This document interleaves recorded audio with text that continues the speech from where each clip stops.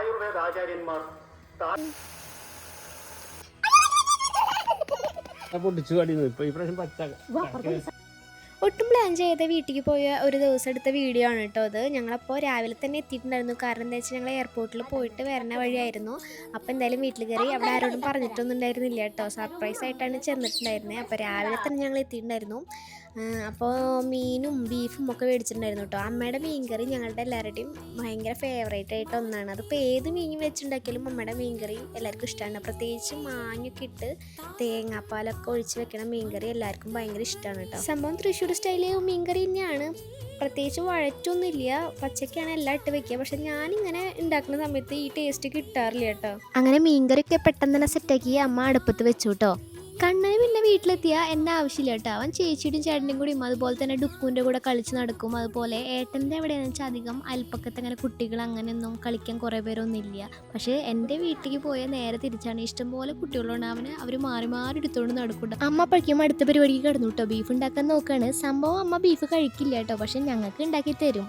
കണ്ണന് ഈയിടെയായിട്ട് കുറച്ച് മാന്തലും പിച്ചിലൊക്കെ കൂടിയിട്ടുണ്ട്. അപ്പോൾ അവനെ ഇരുത്തിയിട്ട് നഖം വെട്ടാട്ടോ ചേച്ചിയും ചേട്ടനും കൂടിയിട്ട്. ബീഫിലിടാൻ വേണ്ടി 2 പച്ചമുളക് പൊട്ടിക്കാൻ പോയ ഞാൻ കണ്ടത് പച്ചമുളക് പാടാട്ടോ. കുറേ പച്ചമുളക് ചെടി, അതുപോലെ തന്നെ നിറച്ച് പച്ചമുളക്. ഞാൻ എപ്പോഴും വരുമ്പോൾ അത് കണ്ണിട്ടിട്ട് അത് പോകുമെന്ന് പറഞ്ഞിട്ട് തന്നെ അവരെല്ലാവരും കൂടി കളിയാക്കാറുണ്ട് കേട്ടോ. അങ്ങനെ നമ്മുടെ ബീഫ് റോസ്റ്റൊക്കെ ഇവിടെ സെറ്റ് ആയിട്ടുണ്ട് കേട്ടോ. പിന്നെ വീട്ടിൽ വന്നാൽ കുളിപ്പിക്കുക, ചോറ് കൊടുക്കുക, ഈ പരിപാടിയൊന്നും ഞാൻ ചെയ്യാറില്ല കേട്ടോ. അതൊക്കെ ചെയ്യാറുള്ളത് അമ്മയും ചേച്ചിയൊക്കെയാണ്.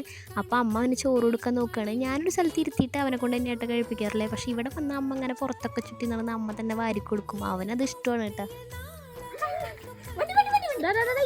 നീ അധികം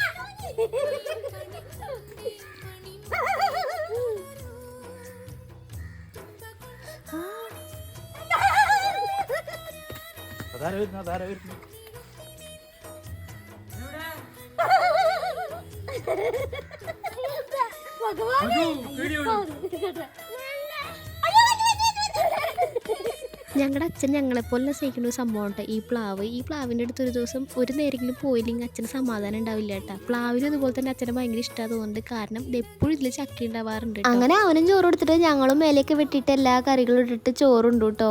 ഇപ്പം ആലോചിക്കുമ്പോൾ എനിക്ക് വായിൽ വെള്ളം വരികയാണ്. നല്ല ടേസ്റ്റ് ആയിരുന്നു. അപ്പോൾ അത്രയ്ക്കുള്ളൂ ഗായ്സ്, ബൈ.